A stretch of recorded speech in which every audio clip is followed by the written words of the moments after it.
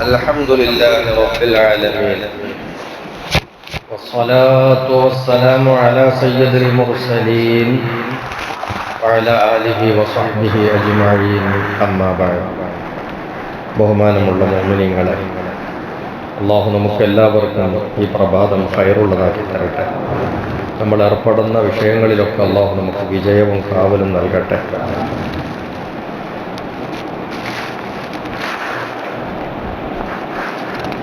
മരിക്കുന്നതിന് മുമ്പ് വസിയ്യത്ത് ചെയ്യാറുണ്ട്. മരണാനന്തരം അയാൾക്ക് ഗുണം കിട്ടുന്ന വല്ല കാര്യങ്ങളും വസിയ്യത്ത് ചെയ്ത് ഏൽപ്പിച്ചു പോകാറുണ്ട്.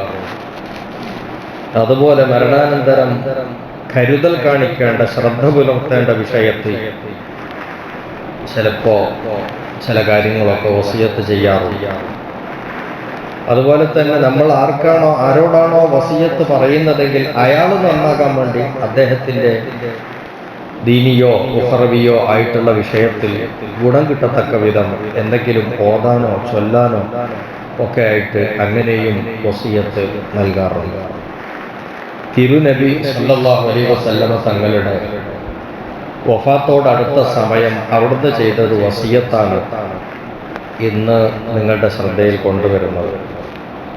അഖ്റജ ഇബ്നു സഅദ് വൽ ബസ്സാർ വൽ ബൈഹഖി മിൻ ത്വരീഖ് യസീദ് ഇബ്നു ബിലാൽ അൻ അലി റളിയല്ലാഹു അൻഹു. അലിയാരെ തൊട്ട് ഉദ്ധരിക്കുന്ന സംഭവമാണ്.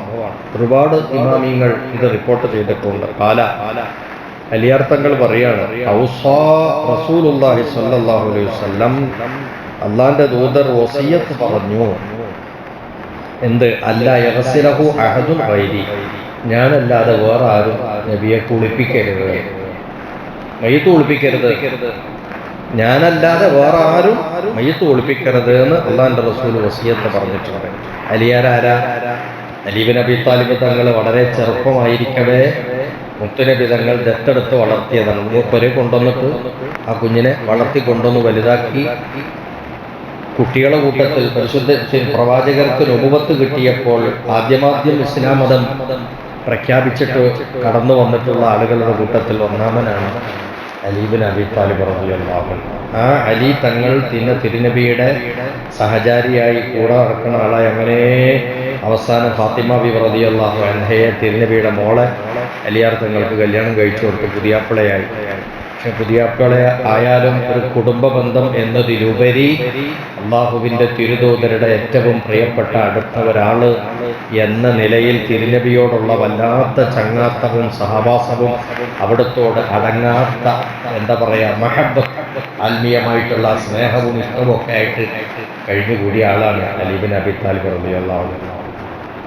ആദ്യ രാത്രിയൊക്കെ ചിലപ്പോൾ അലിയാർ തങ്ങൾ തൻ്റെ റൂമിൽ നിന്ന് ഉറങ്ങി എഴുന്നേറ്റിട്ട് നബിയുടെ അടുത്ത് വന്നിരിക്കാൻ വേണ്ടി വരും. പാതിരാത്രി സുബഹിയോടടുത്ത സമയത്തുണ്ടല്ലോ, അത്താഴ സമയത്തൊക്കെ തഹജ്ജുദ് നിസ്കരിച്ചിരിക്കുന്ന സമയം, ആ സമയത്തും നബിയുടെ മുമ്പിൽ വന്ന് നബി എങ്ങനെ നോക്കിയിരിക്കാൻ വേണ്ടി അങ്ങനെ ഒരു വികാരമായിരുന്നു അലിയാർ തങ്ങൾക്ക്. അപ്പോൾ തൻ്റെ റൂമിൽ നിന്ന് ഈ സമയത്ത് റസൂലുള്ളാഹിന്റെ റൂമിലേക്ക് വരുമ്പോൾ തിരുദൂതർ അതിന് റെഡി ആയിട്ടുണ്ടോ അല്ലെങ്കിൽ വേറെന്തെങ്കിലും ഏർപ്പാടിലാണോ എന്നറിയിക്കാൻ വേണ്ടി അസ്സലാമു അലൈക്കും എന്ന് പുറത്തുനിന്ന് പറയും. അപ്പോൾ സലാം അടയ്ക്കൽ കേട്ടാൽ അലിയാർ തങ്ങൾക്ക് മനസ്സിലായി അത് എൻട്രി പാസ്സാണ്, അകത്തേക്ക് പോകാനുള്ള അനുമതിയാണ്. അലിയാർ വേഗം വരും, തിരുനബിയുടെ അടുത്ത് വന്നിരുന്നിട്ട് നബിയുടെ മുഖത്തൊക്കെ ഇരിക്കുന്നുണ്ടെങ്കിലും പറഞ്ഞുകൊണ്ടിരിക്കും. അതേ സമയത്ത് അസ്സലാമു അലൈക്കും എന്ന് പുറത്തുനിന്ന് പറഞ്ഞു കേട്ടപ്പോൾ അകത്തുനിന്ന് കേൾക്കുന്നത് ഒരു തൊണ്ട അനക്കൽ മാത്രമാണ്, അല്ലെങ്കിൽ എന്തെങ്കിലും ഒരു സിഗ്നൽ മാത്രമാണെങ്കിൽ അലി ഇബ്നു അബീ ത്വാലിബ് തങ്ങൾ തിരിച്ചറിയും ഇപ്പൊ നബി തങ്ങളെ കാണാൻ പറ്റുന്ന സമയമല്ല എന്ന് പറഞ്ഞ് പിന്തിരിഞ്ഞു പോലും ചെയ്യും. അത്രത്തോളം അള്ളാഹുവിന്റെ തിരുദൂതരുടെ കൂടെ നടന്ന ആളാണ്. അങ്ങനെ തിരുദൂതർ വസിയ്യത്ത് പറയാണ്, ഞാൻ മരിച്ചാൽ അലിയാരല്ലാതെ വേറെ ആരും എന്നെ കുളിപ്പിക്കരുത്. എന്തുകൊണ്ട്?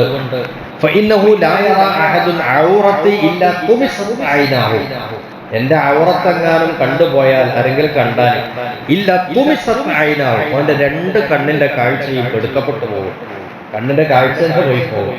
അപ്പൊ അതുകൊണ്ട് അത്തരം അപകടത്തിലേക്ക് ആരും വരരുത്, അതുകൊണ്ട് അലിയാർ തങ്ങളല്ലാതെ എന്നെ ആരും കുളിപ്പിക്കരുത്. കാല അലിയും.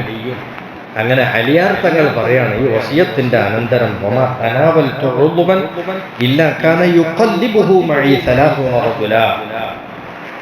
അങ്ങനെ വഫാത്തായതിന്റെ ശേഷം കേൾപ്പിക്കപ്പെട്ട ആള് അലിയാറാണല്ലോ. അലിയാർ കുളിപ്പിക്കാൻ പോവാണ്. കുളിപ്പിക്കുമ്പോ ഒരാൾ മയ്യത്ത് കുളിപ്പിക്കുമ്പോ എന്തെല്ലാം പ്രയാസങ്ങൾ ഉണ്ടാവും. ഒരാൾക്ക് എങ്ങനെ കഴിയാ? ഒരു കുളിപ്പിക്കുന്ന മെയിൻ ആളും പിന്നെ അദ്ദേഹത്തിന് സഹായിച്ചു കൊടുക്കുന്ന ഒരു ഹെൽപ്പറും പിന്നെ ഇതെല്ലാം കാര്യം നോക്കി നടത്തുന്ന ആ മയ്യത്തുമായി ഏറ്റവും അടുത്ത ബന്ധപ്പെട്ട ഒരു രക്ഷിതാവ്, ബാപ്പയോ, മക്കൾ മരിച്ച ബാപ്പ മരിക്കുമ്പോൾ മക്കളിൽപ്പെട്ട ഒരാൾ, ഇങ്ങനെ ഒരു രക്ഷിതാവ്, ഒരു രക്ഷാകർത്താവ് എന്നുള്ള ഒരാൾക്ക് അതിന്റെ ഒരു പിന്നെ മാനേജ് ചെയ്യാൻ, അതിന്റെ കാര്യങ്ങളൊക്കെ പറഞ്ഞു കൊടുക്കാനുള്ള ഒരാളും, അങ്ങനെ മൂന്നാളല്ലാതെ മയ്യത്ത് കുളിപ്പിക്കുന്നിടത്തിലേക്ക് ഉണ്ടാകാൻ പാടില്ല എന്നാണ് ഇപ്പോഴും നമ്മുടെ നിയമം. പക്ഷെ നമ്മളതൊക്കെ തെറ്റിച്ചിട്ടാണ്. നമ്മൾ കണ്ടമാനം ആളങ്ങ് കയറി തന്നെ. ആള് കൂടിയ പാമ്പ് ചാവൂല എന്ന് പറഞ്ഞ പോലെ ഒരുപാട് മയ്യത്തുകളുടെ കുളിപ്പിക്കൽ ശരിയാൻ പറഞ്ഞ ആവണില്ല. കാരണം ആള് കൂടിയിട്ട് ഓരോരുത്തരും കണ്ട ആളാവുക. ഈ കയറി വരുന്ന ആളുകൾ മയ്യത്ത് കുളിപ്പിക്കുന്നതിന്റെ മസാലകളോ ആ മയ്യത്തിന് ഗുണം കിട്ടുന്ന എന്തെങ്കിലുമൊക്കെ മര്യാദകളോ പാലിക്കാൻ പഠിച്ചിട്ട് ചെയ്യുന്ന ആളുകളല്ല. പെട്ടെന്നൊരു വികാരം തള്ളിച്ചയിൽ കയറി വരികയാണ്. അത് ഏറ്റവും കൂടുതൽ അപകടം വരുത്തും. അതുകൊണ്ടാണ് ഈ മയ്യത്തിന് ചിലപ്പോൾ ചുമന്നുകൊണ്ടുപോകുമ്പോഴൊക്കെ ചില ആളുകൾ വികാരത്തോടു കൂടി എൻ്റെ കുഞ്ഞുമാന്റെ മോനാണ്, ഓനാണ്, ഇവനാണെന്നൊക്കെ പറഞ്ഞ് ഇങ്ങനെ വേഗം കയറി വരും. ഈ മയ്യത്തിന് എടുക്കേണ്ടത് തന്നെ എങ്ങനെയാണെന്ന് അറിയില്ല. ചിലപ്പോ തല മുന്നോട്ട് വെക്കേണ്ടി വരും, കാല് മുന്നോട്ടാക്കിയിട്ടൊക്കെ എടുത്തോണ്ട് കൊണ്ടുപോകും. കാരണം ഒരിക്കൽ അതിനെപ്പറ്റി അറിയില്ല. അതേ സമയത്ത് അത്തരം കാര്യങ്ങൾ കൈകാര്യം ചെയ്യുമ്പോൾ അറിവോടുകൂടി ആവണം. അറിവുള്ള ആളുകളായിരിക്കും അതിന് മുന്നിൽ വരേണ്ടത്. ഇവിടെ അലി ബിൻ അബി താലിബ് തങ്ങളോട് പറയാം, അലിയാറല്ലാണ്ട് വേറെ ആളൊന്നും കുളിപ്പിക്കരുത്. അലിയാർ തങ്ങൾക്ക് ഹെൽപ്പറായിട്ട് ആരാ ഉണ്ടായിരുന്നത്? അബ്ബാസ് എന്നവരുടെ മകൻ ഫദല് തങ്ങളാണ്. ഫദല് തങ്ങളാണെങ്കിൽ തൊട്ടടുത്ത് അലിയാർ തങ്ങൾ അടുത്ത് പോയി നിൽക്കല, കുറച്ച് വിട്ടു നിന്നിട്ട് എന്തെങ്കിലും ഹെൽപ്പ് ചെയ്യാന്നല്ലാതെ വളരെ കീപ്പ് ചെയ്തിട്ടാണ് തിരുനബിയുടെ ജനാസ കുളിപ്പിക്കുക എന്നുള്ള പരിപാടി നടന്നിട്ടുള്ളത്. ഞാൻ അലി ബിൻ അബി താലിബിന്റെ അനുഭവം പറയാം. തിരുനബിയുടെ ശരീരത്തിലെ ഒരു അവയവം കഴുകാൻ വേണ്ടി അല്ലെങ്കിൽ ഒരു ഭാഗം കഴുകാൻ വേണ്ടി ഞാനിങ്ങോട്ട് പിടിക്കേണ്ട താമസം ഇല്ല. ഒരു 30 ആള് അപ്പുറത്ത് നിന്നിട്ട് എന്നെ ഹെൽപ്പ് ചെയ്തിട്ട് ഇങ്ങോട്ട് കൂട്ടി അടുപ്പിച്ച് തരുമ്പോലുണ്ട്. പറഞ്ഞാൽ ഒരു പ്രയാസം അവിടെ ഉണ്ടായില്ല. ചിലപ്പോൾ ഉണ്ടല്ലേ നമ്മൾ പുറംഭാഗം കഴുകാൻ വേണ്ടി മയ്യത്തിന്റെ കൈ പിടിച്ചിട്ട് ഒന്നിങ്ങനെ ചെരിക്കേണ്ടി വരും. ചെരിച്ചിട്ടായിരിക്കണം പുറംഭാഗം കഴുകുക.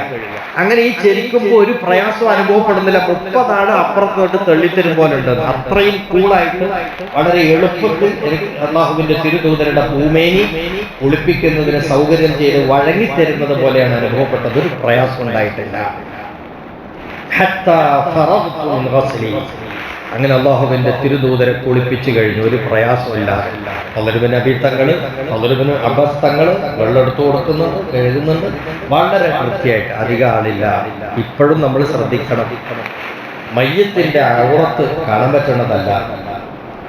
പലപ്പോഴും പലരും ശ്രദ്ധിക്കാതെ പോവുകയാണ്. ഏറ്റവും നല്ലത് മയ്യത്ത് കുളിപ്പിക്കുമ്പോൾ ഒരു കട്ടി കുറഞ്ഞ വെള്ളം മോളിൽ കൂടി ഒഴിച്ചാൽ താഴേക്ക് എത്തുന്ന വിധത്തിൽ വളരെ കട്ടി കുറഞ്ഞ നൂലകന്നിട്ടുള്ള ഡ്രസ്സ് ഒരു മുണ്ടുണ്ടെങ്കിൽ ആ മുണ്ട് ഒന്നായിട്ട് മേത്ത് വിരിച്ചിട്ടിട്ട് അതിന് മോളിൽ കൂടി വെള്ളം വാരുക. കഴുകാനും ഉരക്കാനുണ്ടെങ്കിൽ ആ മുണ്ട് പൊന്തിച്ച് പിടിച്ചിട്ട് അടിയിൽ കൂടി ഇങ്ങനെ കൈകൊണ്ട് ഇങ്ങനെ വരുതി വൃത്തിയാക്കുക. അങ്ങനെയാണ് ഏറ്റവും നല്ലത്. നമ്മുടെ കണ്ണുകൊണ്ട് ആ ഔറത്തോ അല്ലെങ്കിൽ ആ മയ്യത്തിന്റെ നഗ്നമേനി തന്നെയോ കാണുന്നത് അത്ര ഗുണമുള്ള കാര്യമല്ല. ഇനി പ്രയാസമാണെങ്കിൽ ഔറത്തിന്റെ ഭാഗത്ത് നല്ല കട്ടിയുള്ള ഒരു ടർക്കി പോലത്തെ മുണ്ട് അങ്ങനെ ഇട്ടിട്ട് ബാക്കി സ്ഥലമൊക്കെ കഴുകിയിട്ട് ഈ ഔറത്തിന്റെ ഭാഗം കഴുകുമ്പോൾ ഒരാള് ഈ ടർക്കി പോലുള്ള കട്ടിയുള്ള മുണ്ട് പിടിച്ചു കൊടുക്കുക. അതിൻ്റെ അടിയിൽ കൂടി മറ്റേ ആൾ കഴുകുക. കാഴ്ച അങ്ങോട്ടേക്ക് എത്താത്ത വിധത്തിൽ അത് കഴുകി ശുദ്ധിയാക്കണം. പക്ഷെ പലരും എന്താ ചെയ്യുക, ആള് കുറെ ഉണ്ടാവും. ഈ മയ്യത്തിന് അങ്ങോട്ട് ജനിച്ചു കിടത്തി ഇങ്ങോട്ട് ജനിച്ചു കിടത്തി മുണ്ടൊക്കെ നീങ്ങി ഔറത്ത് കണ്ട് പിൻദ്വാരവും കണ്ട് മുന്നിലെ സാധനവും കണ്ട് ഇങ്ങനെയൊക്കെ കണ്ടിട്ടും കാണിച്ചിട്ടും ഒക്കെയാണ് മയ്യത്ത് കുളിപ്പിക്കൽ നടക്കുന്നത്. അതുകൊണ്ട് ഇത് വളരെ ഖേദകരമായിട്ടുള്ള അപകടകരമായിട്ടുള്ള ഒരു കാര്യമാണ്. അത് നമ്മൾ ചെയ്യാൻ പാടില്ല. മാത്രമല്ല, ഓരോ വ്യക്തികൾക്കും ഓരോ പദവിയും ബഹുമാനമൊക്കെ ഉണ്ട്. മുത്തനബി സല്ലല്ലാഹു അലൈഹി വസല്ലം തങ്ങൾ വളരെ വലിയ പദവിയുള്ള ആളാണ്, വളരെ കൂടുതൽ ലജ്ജ കൂടിയ ആളുമാണ്. അപ്പൊ അതുകൊണ്ട് തന്നെ അവിടുത്തെ ശരീരത്തിൽ പിന്നെ വേറൊരാളെ കാണാൻ പറ്റാത്ത ഇടങ്ങൾ കാണുക എന്നുള്ളത് ഭയങ്കര പ്രയാസവും നാണക്കേടുമായിരിക്കും. ഈ മരിക്കുന്ന ആളുടെ അവസ്ഥ നമ്മൾ മനസ്സിലാക്കണം. അപ്പൊ ആ ഒരാളുടെ ആ ഒരു പിന്നെ മാന്യത നമ്മൾ എന്ത് ചെയ്യണം, പരിഗണിക്കപ്പെടുക തന്നെ വേണം. ഒരു മാന്യനായ ഒരാള് വീട്ടിന്റെ മുറ്റത്ത് വന്നിട്ട് ടാപ്പിന്ന് വെള്ളം എടുത്തിട്ട് ഓപ്പണായിട്ട് നിന്നിട്ട് കുളിക്കുമോ? ഇല്ല, അയാളെ മറവിലേക്ക് പോകും. കാരണം ഇതാരും കണ്ടുകൊണ്ടാണ്. ഈ മറവ് മയ്യത്തിനും നമ്മൾ എന്ത് ചെയ്യണം, പാലിക്കണം. അയാൾക്കും അങ്ങനെ മയ്യത്തിന് ഉണ്ടാവില്ലേ അത്. അപ്പൊ അത് നമ്മൾ എന്ത് ചെയ്യാൻ പാടില്ല, മയ്യത്തായത് കൊണ്ട് ഓപ്പൺ ആയിട്ട് കുളിപ്പിക്കുക എന്നുള്ള അങ്ങനല്ല. പ്രത്യേകിച്ച് മയ്യത്ത് കുളിപ്പിക്കുമ്പോൾ പ്രത്യേകമായിട്ട് മറ വേണമെന്നാണ്. ചുറ്റുഭാഗവും പിന്നെ മറക്കണം, മുകൾ ഭാഗവും മറക്കണം. അങ്ങനെ അത്ര കറക്റ്റായിട്ട് ബന്ധവസ്ഥായി ആ മയ്യത്തിനെ കുളിപ്പിക്കണം എന്നാണ്. അപ്പോൾ നമ്മൾ ജീവിതത്തിൽ മാന്യത കീപ്പ് ചെയ്യാറുള്ളത് പോലെ മയ്യത്തിന്റെ മാന്യത മറ്റുള്ളവർ കീപ്പ് ചെയ്ത് വളരെ ബഹുമാന പുരസ്സരമായിരിക്കണം ആ മയ്യത്തിനെ കുളിപ്പിക്കേണ്ടത് എന്നാണ്. അപ്പോൾ ആ കൂട്ടത്തിൽ തിരുനബി സല്ലല്ലാഹു അലൈഹി വസല്ലം തങ്ങൾ ഇങ്ങനെ വസിയത്ത് ചെയ്തു. പിന്നെ മാത്രമല്ല പലരും തൊടുന്നതിന് മുമ്പ് പെരുമാറാതെ തനിക്ക് പ്രിയപ്പെട്ടവർ തന്നെ അത് ചെയ്യട്ടെ എന്ന് ആശിക്കുന്നതും ആഗ്രഹിക്കുന്നതും ഇസ്ലാമികമാണ്. അപ്പോൾ നമ്മൾ മരിച്ചാൽ അങ്ങനെയൊക്കെയുള്ള വസിയത്തൊക്കെ ചെയ്യണമെങ്കിൽ ചെയ്യുന്നതിന് വിരോധമുള്ള കാര്യമല്ല. അതേസമയത്ത് പിന്നെ ആണും പെണ്ണും തമ്മിൽ കുളിപ്പിക്കാവോ എന്ന് വെച്ചാൽ തൊട്ടാൽ ഒന്നും മുറിയാത്ത ആളുകൾക്ക് കുളിപ്പിക്കും. അതുപോലെ ഭാര്യ ഭർത്താക്കന്മാർ തമ്മിൽ കുളിപ്പിക്കാം. പക്ഷേ അതിനേക്കാൾ ഉത്തമം ആണുങ്ങൾ മരിച്ചാൽ മയ്യത്ത് ആണാണെങ്കിൽ ആണുങ്ങൾ തന്നെ കുളിപ്പിക്കുക, മയ്യത്ത് പെണ്ണാണെങ്കിൽ പെണ്ണുങ്ങൾ തന്നെ കുളിപ്പിക്കുക. അതിനാണ് ഏറ്റവും പരിഗണനയും. അത് മനസ്സിലാക്കിയിട്ട് വേണം കാര്യങ്ങളൊക്കെ ചെയ്യാൻ. ഏതായിരുന്നാലും ഹബീബായ റസൂൽ സല്ലല്ലാഹു അലൈഹി വസല്ലം തങ്ങൾ എല്ലാം പറഞ്ഞു. വഫാത്തിന്റെ ശേഷത്തേക്ക് വേണ്ട കാര്യങ്ങളും എല്ലാം വസിയത്ത് ചെയ്താണ്. അവിടുന്ന് മരിക്കുന്ന ദിവസം പറഞ്ഞു, എല്ലാം പറഞ്ഞു.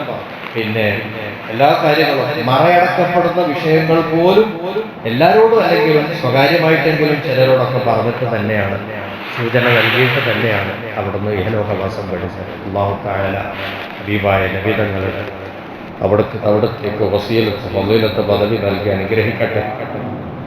അവിടുത്തെ ശഫാഅത്ത് കിട്ടുന്ന ഭാഗ്യവാന്മാരെ അല്ലാഹു നമ്മളെയും നമ്മോട് ബന്ധപ്പെട്ടവരെയും അല്ലാഹു ഉൾപ്പെടുത്തട്ടെ. നമ്മളെ ദുനിയാവും ആഖിറവും അല്ലാഹു നന്നാക്കി തരട്ടെ.